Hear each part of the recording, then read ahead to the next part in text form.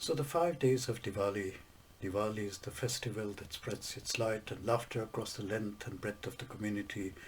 And the 5 days of Diwali draws many different aspects of our culture, our religion, our social life together to celebrate the festival of Diwali. And the first day of this Diwali celebration is called Dhanteras, and Dhanteras falls on the 13th day of the month of Ashwin. And the word Dhana means wealth, of course. And as such, this day of the 5 day Diwali festival has a great importance in terms of the merchants, the mercantile community, especially in Western India. And of course, now we've got the Hindu diaspora all over the world. And here, what happens is the entrances are made very colorful, and there's lovely traditional motifs of rangoli, which is, this wonderful design made out of color to welcome the goddess of wealth, Lakshmi ji, and welcome wealth in the house, welcome prosperity, because we are welcoming this goddess of wealth herself, Lakshmi ji, to come into our house and to bring this wealth with her. And to indicate her long-awaited arrival, small footprints are drawn with rice and flour and vermilion powder, kumkum, all over the house. And lamps are kept burning all night, through the night, so that we know if Lakshmi ji is coming, she can come anytime. Of course, she's going to be a very busy schedule to go visit everybody. And therefore, the lamps are kept burning all through the night. And on this auspicious day, women, tend to purchase some, or to buy some gold or silver, at least get one or two new utensils. And of course, puja is performed in the evenings along with the lights and the lamps. And the idea is to create this atmosphere through the puja, whereby Goddess Lakshmi ji is invited into our lives, into our house, so that wealth, the physical dimension of our life, can be supported and to be consolidated. And then bhajans are sang, devotional songs which relate to the praise of Goddess Lakshmi, are celebrated in this kind of way through the singing of the bhajans themselves. So there is a story behind Dhanteras, of course, and this is the legend of Samudar Manthan. Samudar means ocean, and Manthan means the churning. So this churning of the ocean is a very wonderful story in our tradition, and it is at the heart of the celebration of this first day of the 5 day celebrations of Diwali. And the story goes like this, that Lord Indra was cursed by a sage called Durvasa Muni. And he says, the pride of wealth has entered into your head, and there Lakshmi is going to leave. Lakshmi ji herself is going to leave because the pride of wealth has come into your head, into your heart. And because of this curse, Lakshmi ji actually left Indra, and the thing which she represents power, she represents bravery, enthusiasm, radiance. All this thing left Lord Indra, and his life became really miserable after she left him. And the demons were just waiting for such an opportunity, and they invaded heaven. And of course, we know Lord Indra is in charge of the heaven. So he lost his kingdom, and he had to go out hiding somewhere out of the sight of the demons. Miserable person, because he became prideful of this wealth which he had, and he was cursed by Durvasa Muni.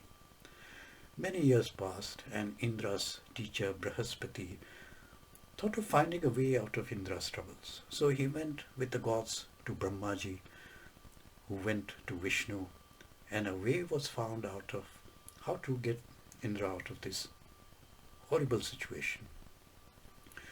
So the sea of milk was to be churned, And it was, of course, going to be a very difficult job, because how do you kind of churn a whole ocean? A lot of strength and power was required. And that therefore, the solution was this, that the devas befriended the demons, because they have a lot of strength as well. And they got their assistance by telling them that, this is going to result in us getting this ambrosia, this nectar of immortality. And if we churn this ocean using the Mandara mountain, then we shall get this wonderful nectar, and you can also take some of that as well. And the rod which was there made out of the Mandar mountain was also required a certain rope, and the rope was the king of the serpents. Very long rope was really the snake, the king of the serpents, who was used as this rope. Wonderful story. And when the sea was going to be churned, then this amrit, the nectar, was going to be received through this manthan, this churning, and if the gods then drank it, they will become immortal, and then it will be possible for the gods then to defeat the demons. That was the idea. How do we defeat the demons? Because now because of the curse, Lakshmi has disappeared. Lord Indra is in a problem. He's hiding from the demons, and the demons found this opportunity to get hold of Lord Indra's kingdom. So the clever Brahaspati Guru, he managed to strike this friendship with the demons and promise them and give them the hope that we'll get all this nectar, and we will have all this wealth which will arise, and we can then share it. So when they started churning the ocean, Samudar Manthan, then the first thing which came out was this halahal, what we call halahal or kalkoda, this very dreadful poison which came out of the ocean. And nobody knew what they're going to do. If this poison kind of comes out into the world, the whole world will be destroyed. And there was only one person who could actually help them, and that was Lord Shiva. And Lord Shiva took all this dreadful poison and he drank it. And the wonderful thing is that he didn't even swallow it, but he kept it here on his neck. That's why it's called Neelakantha. Neelakantha means that Lord Shiva has got this Neela or the blue neck, which then is really the representation of holding that poison within himself, but not swallowing, and therefore not affecting him, but at the same time saving everybody else. See how wonderful this symbolism is of Lord Shiva having this kind of Neelakantha. And when this halahal was kind of drunk by Lord Shiva and he saved everything, then they kept on churning again and again, and various different things came out, including Kamadhenu. And Kamadhenu, as we know, is really the whatever you wish. Kamadhenu is the cow which gives you anything which you wish. And many other things came out, and when the sea continued to be churned, the apasras were born as well. And after that, in the midst of the waves of the sea of milk, this churning was going on. A goddess with heavenly looks came into view, and she was standing on a fully blossomed lotus, wearing a lotus garland in her neck, and she was holding a lotus in her hand, and she was extremely beautiful and radiantly smiling. Who was this? This was Mother Lakshmi, and she came out, and therefore the sages and everybody else started singing the praise. Gandharvas sang, Apasras danced, and the elephants sprayed holy Ganga water on the goddess and bathed her, and therefore Lakshmi ji was found again.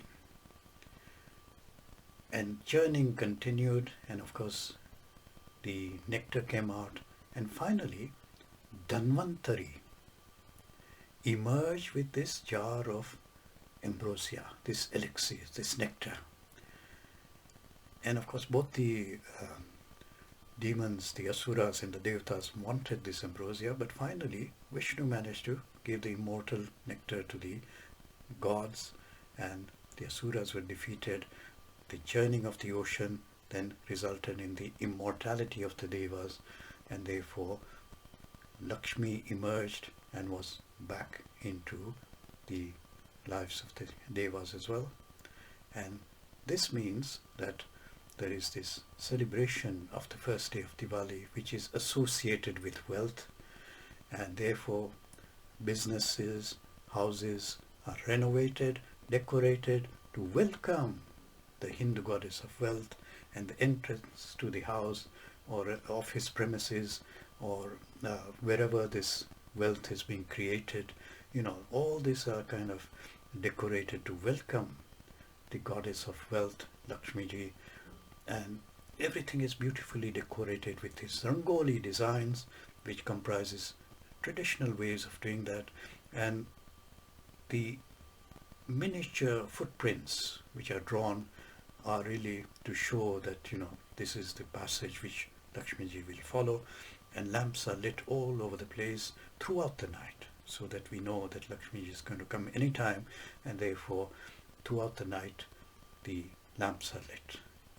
And of course some communities actually have card games going on throughout the night just to keep them awake, and this is how we kind of celebrate a slightly different way, but traditionally of course it's meant to be singing bhajans and keeping us awake throughout the night so that when Lakshmi ji comes then we are there.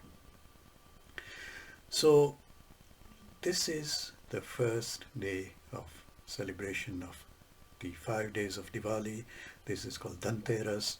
It is a celebration of wealth, and we respectfully invite the goddess of wealth to enter our lives, to enter our premises, to enter our way in which that wealth can help us to achieve our final goal. Really, from the Hindu point of view, is moksha.